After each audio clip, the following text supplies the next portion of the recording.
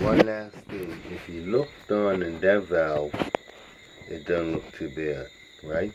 And that's on the left engine that started.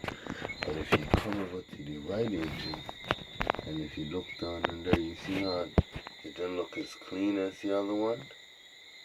So, you know, maybe I'm thinking, since these ones is all clean, maybe I'm gonna go.